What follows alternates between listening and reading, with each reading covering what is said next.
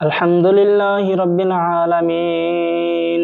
হযরত আবু বকর রাদিয়াল্লাহু তাআলা আনহু কেমন সাহাবী ছিলেন। হযরত আবু বকর রাদিয়াল্লাহু তাআলা আনহুকে আল্লাহর নবী সাল্লাল্লাহু আলাইহি ওয়াসাল্লাম একদিন বলেছিলেন, ওগো আবু বকর, আমি নবীর সঙ্গে মক্কা থেকে মদিনায় যাইতে হবে হিজরত করার জন্য। আবু বকর রাদিয়াল্লাহু তাআলা আনহু এই একদিন থেকে ৬ মাস আগে পর্যন্ত আল্লাহর নবীকে বলে দিয়েছিলেন, হযরত আবু বকর, আমি নবীর সঙ্গে মক্কা থেকে মদিনায় যাইতে হবে। ওগো বন্ধু, ৬ মাস আগে নবী, আল্লাহর নবী আবু বকরকে বলে দিয়ে গেছিলেন, ওগো বাবাজি, দেখেন ভালোবাসা কাকে বলে, দেখেন প্রেম কাকে বলে। হযরত আবু বকর সিদ্দিক রাদিয়াল্লাহু তাআলা আনহু কেমন সাহাবী ছিলেন। ওগো বাবাজি,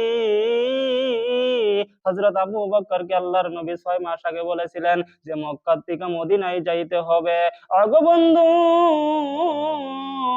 ৬ মাস পরে একদিন রাতের ২টা বাজায় আল্লাহর নবী সাল্লাল্লাহু আলাইহি ওয়াসাল্লাম হযরত আবু বকর রাদিয়াল্লাহু তাআলা আনহুর ঘরের দরজায় এসে বলে, আবু বকর, আবু বকর, জলদি করে ওঠো না, হিজরত করতে হবে। ওগো বন্ধু, হযরত আবু বকর রাদিয়াল্লাহু তাআলা আনহু ঘুমাই নাই, বলে, ইয়া রাব্বাইকা ইয়া রাসূলুল্লাহ, হে আল্লাহর নবী, আপনি এসে গেছেন।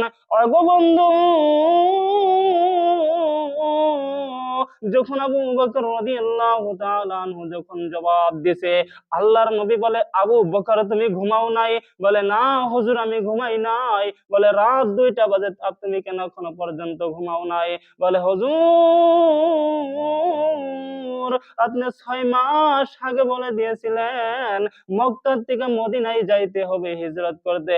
ওগো আল্লাহর নবী, আমি যদি ঘুমাইয়া পড়ি, তাহলে আপনি যদি এসে ডাক দেন, তাহলে আমি সাড়া দিব কেমন করে? আমি নবীর সঙ্গে বেয়াদবি করা হব। ওগো নবীজি, আজ থেকে ৬ মাস আগে আপনি বলেছিলেন মক্কা থেকে মদিনায় যাইতে হবে হিজরত করতে। আল্লাহর জাতের কসম, আমি ব্যবসা করেছি, বিজনেস করেছি, আমি সমস্ত কাম করেছি, আমি কোনদিন এই সুন্দর পীর আমি বিছনার মধ্যে কোনদিন লাগাই নাই। ওগো নবীজি, খালি আমি ঘুমাই নাই তাও কথা না, কিন্তু আমার একটা মেয়ে আছে নবীজি। ওগো নবীজি, আমার একটা ছোট্ট মেয়ে আছে, আসমা নাম। আমার আসমাও কোনোদিন ঘুমায় নাই, আমার আসমাও ঘুমায় নাই। আমি আপনার সঙ্গে মক্কা থেকে মদিনায় যাব হিজরত করে। আমার ছোট্ট মেয়ে নাস্তা বানায় রেডি করে রাখছে। আমি যখন চলে যাব, নাস্তার টিফিনটা আমার কাছে দিয়ে দিব। ওগো নবীজি, আমার মেয়েও ঘুমায় নাও তাও না, আমি একটা উট কিনে রাখছিলাম মক্কা থেকে মদিনায় যাব সফর করার জন্য। আজ আল্লাহর জাতের কসম, আমার উটটাও এখনো পর্যন্ত সেখানেই বসে আছে, আমার উটও ঘুমায় নাই। আল্লাহর নবী সাল্লাল্লাহু আলাইহি ওয়াসাল্লাম বলেন, আবু বকর, আমি নবীর জন্য তুমি এত কিছু করলা, আমি আল্লাহর নবী বলে যাইতেছি, আবু বকর, তোমাকে না লইয়া আমি নবী আল্লাহর জান্নাতে যাব না। ও বাবাজি, আল্লাহর নবী সাল্লাল্লাহু আলাইহি ওয়াসাল্লাম আগে আগে যায়, হযরত আবু বকর সিদ্দিক পিছে পিছে যায়। আল্লাহর নবী সাল্লাল্লাহু আলাইহি ওয়াসাল্লামের ২ চোখ মুবারক দিয়ে পানি ভেসে ভেসে পড়তেছে পাও মুবারক পর্যন্ত। আমার নবী কাঁদতেছে। আবু বকর সিদ্দিক ডাক দিয়ে বলে, ওগো নবীজি, আপনি কেন কান্দেন বুঝতে পারলাম না গো নবীজি, আপনি কেন কান্দেন, কি হয়েছে গো বুঝতে পারলাম না নবীজি, আপনি অল্প বলেন না কেন, বলেন, খুলে বলেন। আমার নবী ১ বার ২ বার ৩ বারের কালায় বলে, আবু বকর,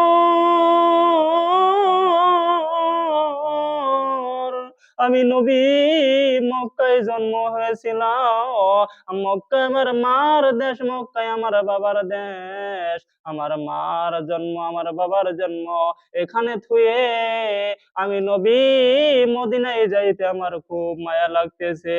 মক্কায় আমার বাবা ইন্তেকাল করেছে, মক্কায় আমার মা ইন্তেকাল করেছে, আমি নবী মা বাবার দেশ থুয়ে আমি নবী মদিনায় যাইতে আমার বড় কষ্ট হইতেছে।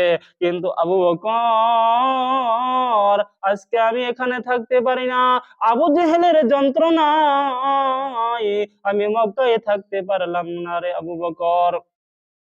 আমার নবী যাইতে যাইতে একটা দূর জায়গায় যায়া একটা গুহা পাহাড়ের মধ্যে দিন হয়ে গেছে। আমার নবী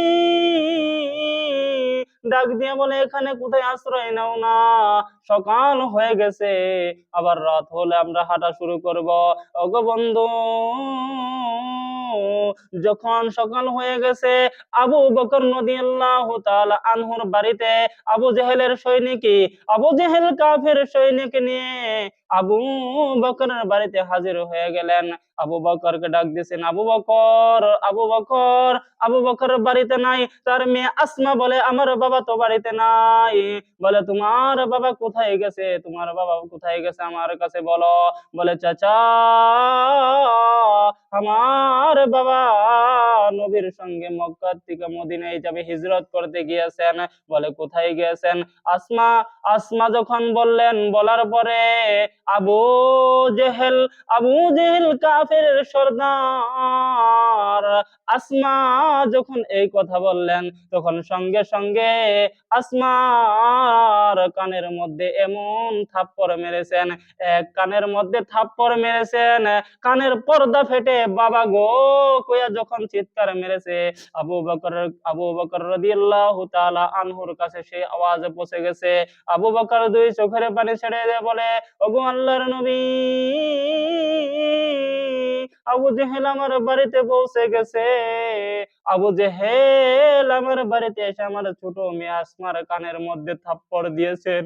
তখন আমার নবী বলে, ও আবু বকর, এখন তুই মেয়ে বাঁচাইতে যাবি না নবীর পক্ষে থাকবি? আবু বকর ডাক দিয়ে বলে, নবী গো, আল্লাহর জাতের কসম, আমার সমস্ত কিছু যদি আবু জেহেল ধ্বংস করে ফেলে, তাও আমি এই নবী ছেড়ে দিয়ে যাব না। ওগো বাবাজি, আমার নবী যখন গুহার মধ্যে একটা গর্তের মধ্যে যখন আশ্রয় নিল, গর্তের মধ্যে আশ্রয় নেওয়ার পরে ওগো বন্ধু, আমার নবী সেখানে নরম জায়গা পায় আরাম পায় ঘুমায় গেছে। যখন আমার নবী ঘুমিয়ে গেছে, কিতাবের মধ্যে আসছে সেই জায়গার মধ্যে একটা সাপ বসা ছিল। আল্লাহর নবীকে দেখার জন্য সে তাওরীত কিতাবের মধ্যে পেয়েছে আখির নবী আসবে, যেই নবী নাকি এই রাস্তা দিয়ে মক্কা থেকে মদিনায় যাইবে হিজরত করে। কিতাবের মধ্যে পায় সেই সাপ সেখানে বসে আছে। ও বন্ধু, যখন সাপ সেখানে বসে আছে, আবু বকর কি করলো? আল্লাহর নবী যখন ঘুমিয়ে পড়লো, আবু বকর তখন হাত দিয়ে এরকম করে মাটি সরে সরে গাথাটা বহল করতেছে। ওগো বন্ধু, কবরের মধ্যে যে সাপ ছিল, গুহার মধ্যে যে সাপ ছিল, আবু বকর জানে না, জানে না। যখন আবু বকর যখন হাত দিয়ে চিপে মেরে ধরলো, ওগো বন্ধু, সাপ সহ্য করতে পারে নাই। সাপ কি করলো? আবু বকরের হাতের মধ্যে একটা ঠুকুর মেরে দিল। ওগো বন্ধু, যখন ঠুকুর মেরে দিল, আবু বকর সিদ্দিক জমিনের মধ্যে পড়ে গিয়েছে। ওগো বন্ধু, আবু বকর সিদ্দিক তাও নবীকে ডাক দেয় নাই। আমি যদি নবীকে বলি তাহলে নবীর ঘুম ভেঙে যাবে, নবীর সঙ্গে বেয়াদবি করা হবে। অল্প টাইম পরে নবী চোতেন হয়ে দেখে, নবী জাগনা হয়ে দেখে আবু বকর বসে আছে। তখন আমার নবী যখন সার পেয়ে গেছে, সাপ আল্লাহর কাছে ডাক দিয়ে বলে, ওগো আল্লাহ, যেই নবীর জন্য দুনিয়া সৃষ্টি করেছো, সেই নবীর সঙ্গে দুইটা কথা বলবো, অল্প জবান খুলে দাও না। ওগো বন্ধু, সাপের জবান খুলে গেল, আপনি আমার বেয়াদবি ক্ষমা করবেন। ওগো নবীজি, ওগো নবীজি, আমি 6 মাস আগে আমি শুনছি যে আপনি নাকি এই রাস্তার থেকে, মক্কার থেকে মদিনায় যাই। আবু বকরের কেন এই অবস্থা? সাহাব বলে, আবু বকরকে আমি দংশন করেছি। বলে, কেন তুমি আবু বকরকে দংশন করলা? বলে, হুজুর আমার বেয়াদবি মাফ করবেন, আমি কেন দংশন করলাম? আমি তৌরাত কিতাবের মধ্যে পড়েছি, শুনেছি যে আল্লাহর নবী হিজরত করবে, এই গর্তের মধ্যে আশ্রয় নিবে। ওগো নবীজি, আমি আপনাকে দেখার জন্য, আবু জেহেল আপনাকে মারার জন্য আসবে। যখন আপনি এই গর্তের মধ্যে আশ্রয় নিবেন, আবু জেহেল যখন এই গর্তের মধ্যে আসবে, আমি আবু জেহেলকে দংশন করে দুনিয়া থেকে বিদায় করে দিব। ওগো সাপ, এই কথা বলে বিদায় হয়ে গেলেন। আল্লাহর নবী আবু বকরের হাত ধরে থু মুবারক নিয়ে অল্পটুকু লাগাইয়া বিসমিল্লাহ বলে দিলেন, আবু বকর সুস্থ হয়ে